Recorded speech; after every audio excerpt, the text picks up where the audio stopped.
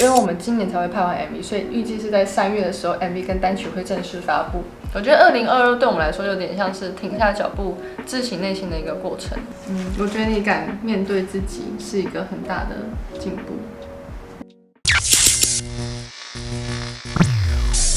影片开始之前，要帮我们订阅、按赞跟开启小铃铛哟。来个啾！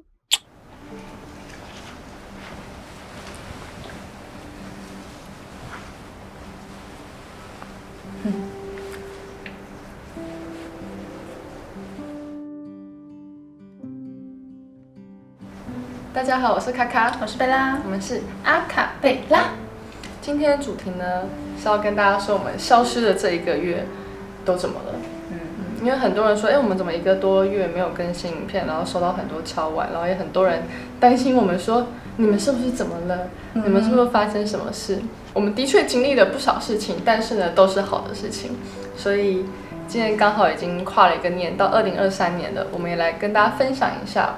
这个月都做了什么，然后有什么新的转变、新的改变可以告诉大家。然后最重要的放在后面，大家一定要看到最后哦。我们现在回顾一下2022年。我们其实完成了还蛮多事的。今年初最重要的就是我们第一场演唱会 Rosette， 我们真的举办完了，很难想象真的办了一场演唱会。第二件事情是贝拉终于完成她第1支单曲了，她个人单曲，只是现在还没有发布，因为我们今年才会拍完 MV， 所以预计是在3月的时候 MV 跟单曲会正式发布。第3个是我们今年终于订阅数破40万了，算是一个里程碑，然后接下来就是继续努力。还有今年我们累积了12支破100万观看的影片，耶！就是谢谢大家一直以来对我们很鼎力的支持啦，就是从来没有想到可以有这个成绩。接下来第5个是我们第1部的微电影终于上线了，观看我昨天去看的时候，观看已经破50万了，希望可以再更努力一点，然后接下来想要多往戏剧做一些发展。第6个是我很开心，今年做出很多大家觉得很有共感的，然后真的可以影响他们、改变一下他们想法的影片。接下来想要往这个方向做更多类似的影片。然后我觉得我们今年做了一件很好的事情是，不管再忙再累，我们坚持投资自己，坚持不要放弃，一定会排时间出来上一些课，像是我是上音乐课、舞蹈课跟英文课，然后贝拉也有上他的音乐课，然后接下来可能会上更多的课。然后还有一些是规划中的，然后是我们想继续往前发展的目标。我自己是一直对戏剧啊、绘画啊、电影什么的都很有兴趣，但是我毕竟不是本科业的，所以我想要再用我的一些课余时间，跟刚好现在 YouTube 给我一个很好的平台，让我可以认识很多这方面专业的人，所以我想要更往这个方向努力精进。我的话是继续往音乐这个方向更进步，然后也是会想往戏剧那边发展，然后也有想要自己开始作词作曲，就是你要有自信一点，你不可你要为自己写一首属于自己的歌。同时，因为我自己也是念服装设计的，我很怀念就是以前念设计的时候，很多那种创意啊、发想的东西。贝拉自己也很喜欢穿搭，所以我们接下来想要拍很多跟穿搭有相关的一些好玩的企划。然后还有一个是我一直很想做，因为我自己一直很想做更多公益活动，因为觉得自己有影响力，可是我想让我的影响力可以带动更多人一起做这件事情。我希望我自己也可以实际的参与其中，不只是平常的捐钱之外，我希望可以身体力行的去做一些活动。除了让自己进步之外，我觉得一直关怀这个世界更多不同的角落啊 ，LGBT 啊、动物啊、环境议题啊，或是可能偏向相关的事情。像这些都是我想要让大家一起共同去关怀的。我真的要很感谢我身边的很多人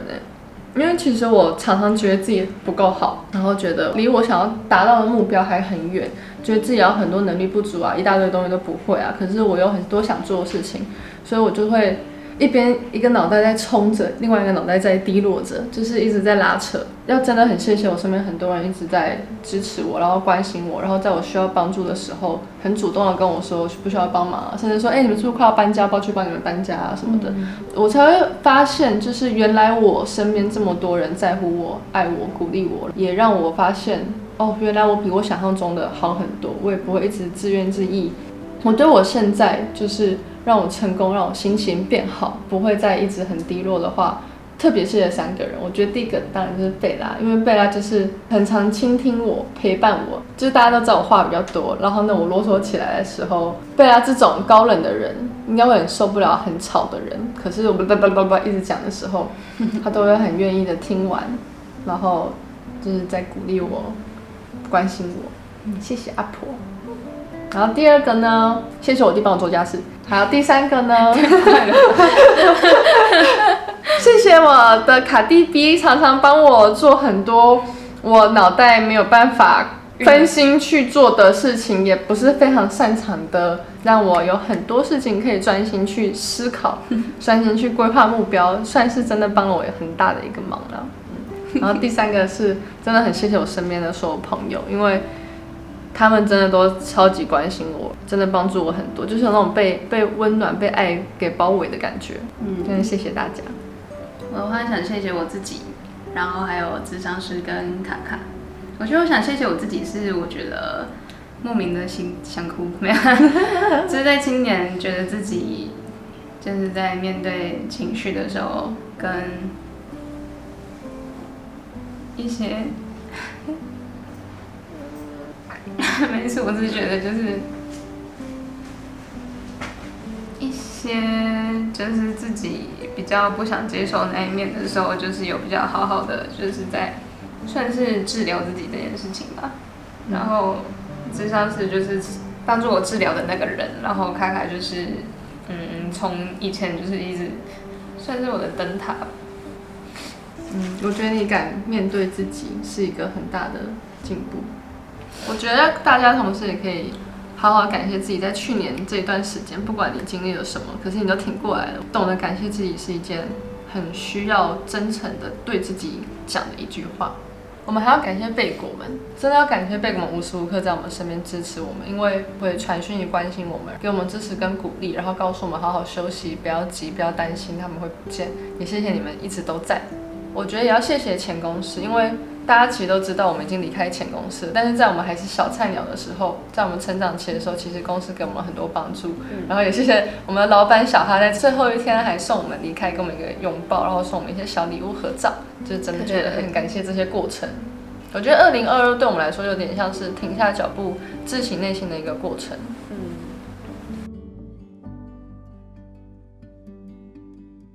我觉得最重要也最值得分享的是，我们去面对自己内心的黑暗面。就像刚刚贝拉去提到的，我们都去咨商了，然后我们都去面对咨商。其实我觉得像贝拉，她学会面对自己，因为面对自己其实这么简单，可她其实花了很多时间克服。你跟我讲了3年叫我去看咨商，然后我到了就是第3年才去看。那你觉得为什么就是今年终于愿意去看？我觉得是因为就是发觉到自己真的是没有办法再就是很控制自己的情绪或者什么思考该怎么做的时候，因为跟你聊有时候就是我们也会很容易吵架嘛，所以那时候我就是想说好吧，那我就去试试看咨商这件事情。贝拉做自己个人咨商以后，我们也有去做情侣咨商。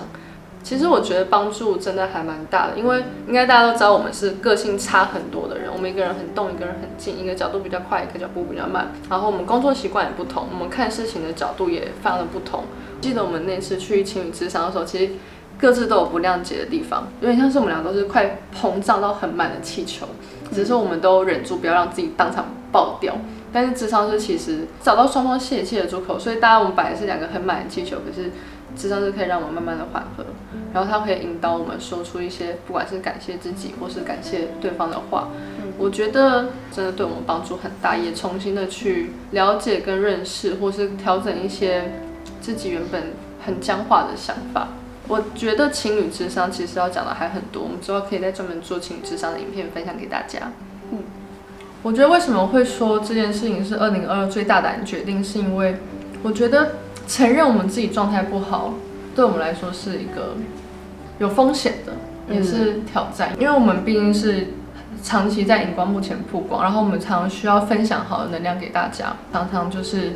需要有一种活力满满、身体状况其实一直都很好的感觉。然后只要我们好像今天没 post 什么文，然后或是我们今天稍微心情不是很好，或是可能直播的时候看起来很累，感觉就是会影响到很多人。然后我们也很容易被说，就是你怎么可以状态不好？你们凭什么状态不好？我之前也会觉得，既然是要那个分享能量给大家的人，我怎么可以状态不好？我的确也会这样想。结果真的也算是尝到后果了。不承认自己状态不好这件事情，其实它是一个反效果，它会反噬。2022年学到的反而是，那我们去面对我们不好的这件事情。可是我们面对它，并不是要让我们自己继续负面下去，而是我们找到问题在哪里，找到我们发生什么事。然后我想要把这些负面的经历慢慢的愈合起来，也会因为愈合让我们发现不一样的自己嘛，也会变好嘛。那我们变好以后，我们就可以把它再去分享给大家。所以这件事情一开始对我们来说很冒险，可是我现在觉得它是值得的，因为我有更多实际的经验，我可以去分享给不管是我身边的朋友还是贝果们，我可以用更多不同角度，也因为我经历过，可能更有感觉、更共感的去尽量的帮助大家。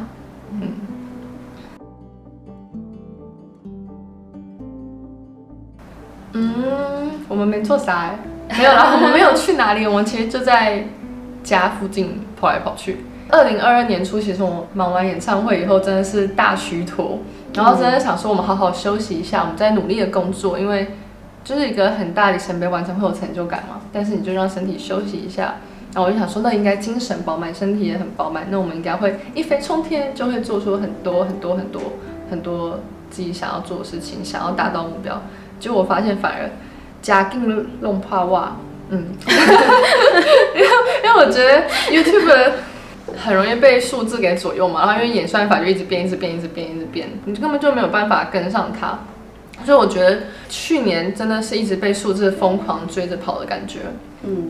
也没有什么喘息的空间，很容易失眠啊，很容易做噩梦，然后也不敢休息，因为会担心我们就是一休息了就会被演算法给淘汰了。其实真的久而久之，真的是身心灵全部都坏掉，因为你没有时间，没有空去反思很多事情，然后头脑真的也在很疲惫的时候应声了很多，其实并不是我自己这么满意的内容。我们反而因为这样子关系变得很紧绷。后来我才真的意识到，真的必须要好好停下脚步来，好好去倾听我们心灵的声音。其实我们这1个月做了很多内心的挣扎跟反思，当然也面对了非常多的困境，也有很多焦虑、害怕跟烦躁。但是我们在11月的时候做了一个非常重大的决定，那就是决定跳脱出我们的舒适圈。我们成立了自己的公司啦！就我们也有自己的工作团队，同时这个也是我30岁以前的一个目标吧。当然这个过程其实很挑战，你就是老板，你就要自律，然后你一定要当工作伙伴的楷模，还要非常清楚知道你的目标跟方向，因为如果你的目标跟方向歪了，那大家就全部一起歪了，就会害到别人，所以那个真的是一个责任义务。重点是还有很多我不懂的东西，例如说法律啊，例如说会计啊，例如说文书啊，还有很多工作要做。然后搬家、杂事啊，一大堆，全部都要一起处理什么的。因为那时候真的是焦头烂额，然后有一种在一片混乱，可是要强迫自己脑袋清楚的感觉。可是真的过程中有很多人帮了我们，也很多 YouTube 的前辈，真的超级感谢的。但是也因为我知道我们真的非常想要、非常需要这种完全可以掌控我们自己的想法跟我们节奏的工作跟生活的方式，我们也对很多事情有自己的执着。我觉得应该要做很多很好的东西出来，才是我们真的想要的。说白了，就是我们非常重视自己的作品，然后我们也重视我们心中的这个想法。未来刚好提到什么艺术啊、音乐啊等等，戏剧啊，都是我们很想做的事情。所以我们真的很需要可以长期跟我们合作，非常熟悉我们的工作伙伴，因为我们的工作伙伴会完全知道我们的心声还有状态。然后也很开心，我们现在工作团队进行了一阵子了，让我觉得，我真的没有做出这个决定。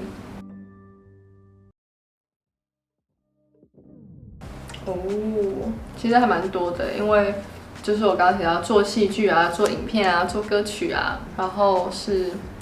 这真的也很感谢，在这个艰难的时刻，我跟你是一起度过的。就是也非常感谢在我们这个动荡的时期啊，我们其实很多时候没有办法陪这么多贝果，可是真的还是有很多贝果愿意留下来支持我们，我也觉得真的是就甘心耶。真的感谢这3年我们一起经历了很多的风风雨雨啊，感觉什么事情都经历过，然后才一起走到这一步。所以2023年祝福各位一起成长，然后未来就多多指教啦。拜拜。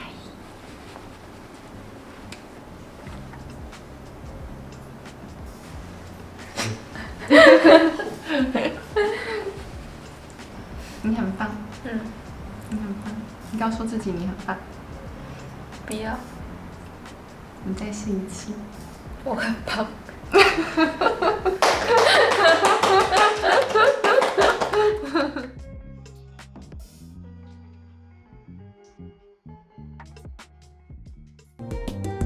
频道会员全面优化，欢迎加入贝果果，